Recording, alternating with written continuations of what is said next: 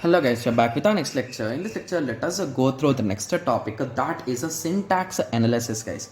So in the last few lectures, like around 5 to 6 lectures, we have discussed in detail about lexical analysis, right? And we discussed multiple things with respect to grammar, right? Yes. So most of the lectures in the past 5-6 lectures, we spent time to make our particular grammar friendly to parser, right? Yes, because whenever we are discussing about syntax analysis, we will directly start constructing these parse diagrams, right? Yes, so we will use various algorithms to build those parse trees, right? Yes, so basically syntax analysis is that only, guys. So the process of construction of parse trees or syntax trees or derivation trees is nothing but a parsing. Okay, so for any input string which is given in the form of streams of tokens for the parser, if the derivation tree exists, then input string is syntactically correct. Okay, yes. So basically parsing is of two types, guys. So the first type is a top down parsing and the other type is a bottom up parsing. So when it comes to top down parsing, again it is of two types. One is with backtracking and the other is without backtracking. So when we are talking about with backtracking, it is a recursive descent parser, and whenever we are talking about without backtracking, it is predictive parser, that is LL1 parser, that is a non-recursive descent parser. Okay, and when it comes to bottom up parser, it is a LR parser, and we are having LR0, SLR1, CLR1 or LALR1. So in some books they call CLR1 as a LR1 also. So please remember it, guys. So it's an alternate name for it. And examiners wants to confuse us by giving those names. Okay. Yes. And on the other part is operator precedent parser. So these are all the topics that we are going to discuss in our upcoming lectures, guys. Like around 10 lectures will be spent on this particular topics only. Okay. Yes. So in this lecture we will be covering this particular part. In the next lecture this, and after that we will take around 1 or 2 lectures for each one of them, and we'll conclude this particular whole parsing topic. Okay. Yes. So first let us learn what is this top down approach. After that we will be moving on to a method that is a brute force method when it comes to with backtracking and recursive descent parser. Okay. Yes. So let us start. So what is a top down parsing, guys? So top down. So you will start constructing at the top and you will slowly move down.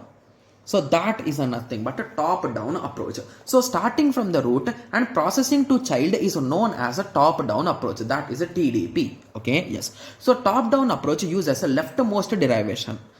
Okay, and we always like to use leftmost derivation, guys, because we can cancel the things, right, as we get. Anyway, I'll be explaining you with example in brute forcing method, so don't worry. Okay, yes. So TDP is constructed for the grammar if it is free from left recursion and ambiguity. So to be clear, any kind of a parser will not like ambiguity, guys. Got it?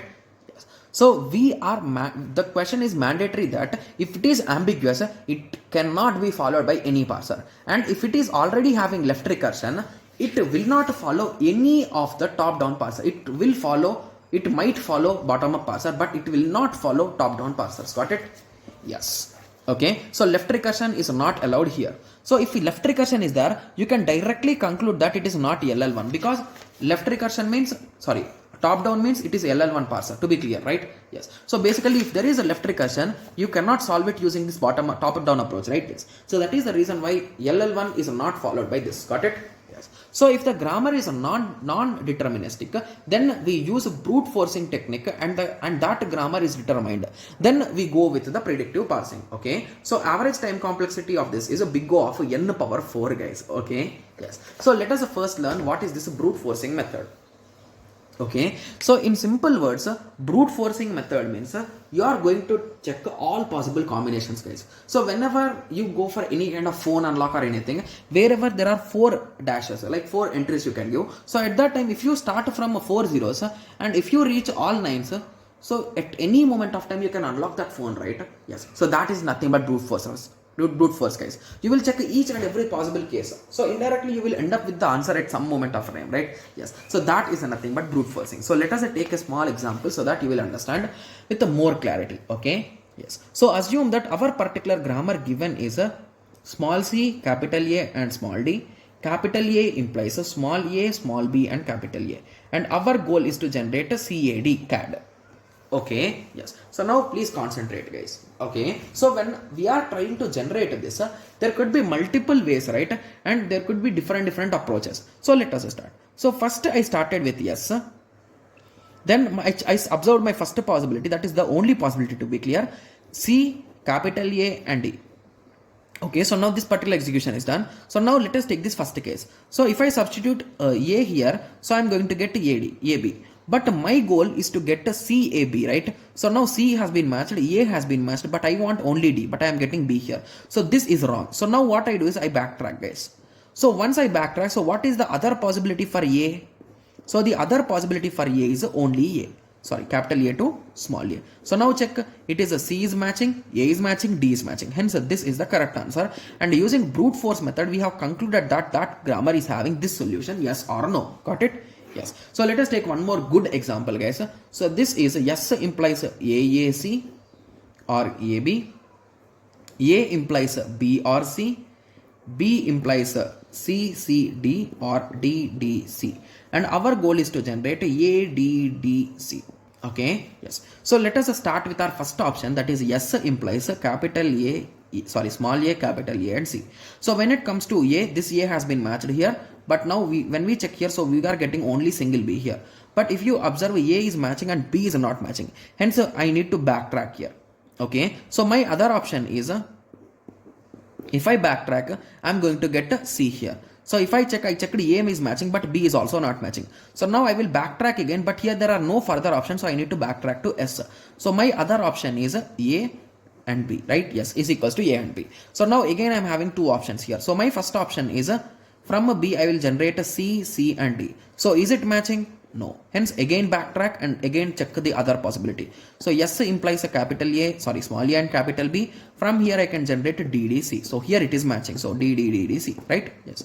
So ADDC is matching. So indirectly you can conclude that this is possible, right? Yes. So now I hope everyone got a clear idea with respect to this, right? Yes. So this is a nothing but a brute forcing method, and this is a nothing but our recursive descent parser or a parser with backtracking. So if you observe here we have clearly backtracked, right? Yes. Okay. So now I hope everyone got a clear idea with respect to this, right? Yes. Okay. So in the next lecture, we'll be discussing about two terms, that is the first and follow, guys. Okay, so to be clear, this is one of the most important topic, guys. I don't know how many stars you should keep to understand that is important. To be clear, if you want to solve any kind of problem with respect to LL1, LR0, SLR0, SLR1, CLR1 and LLR1. So if you want to solve any one of them, without knowing this first and follow perfectly, you cannot solve them, guys. I am being 100% clear here. And for this first and follow, I am going to take around 10 to 20 examples for first and 10 to 20 examples for follow. So based on that example count only, you can understand, right? So how much important is this? Yes. And I am going to teach you multiple tricks to easily identify this first and follow, guys. Okay. Yes. So in the next lecture, we'll be discussing about this first and follow, right? Yes. So once we are done with that first and follow, we'll be moving on to LL1 parser. Okay. Yes. So based on that first and follow, only this LL1 parser will completely work. Okay. Yes. So now I hope everyone got a clear idea on this basics of top-down approach and brute forcing. So in the next lecture, we'll be discussing about first and follow, right? Yes. So let us meet in the next lecture. Thank you. Thanks for watching. Like, share and subscribe for more awesome videos like this. Thank you.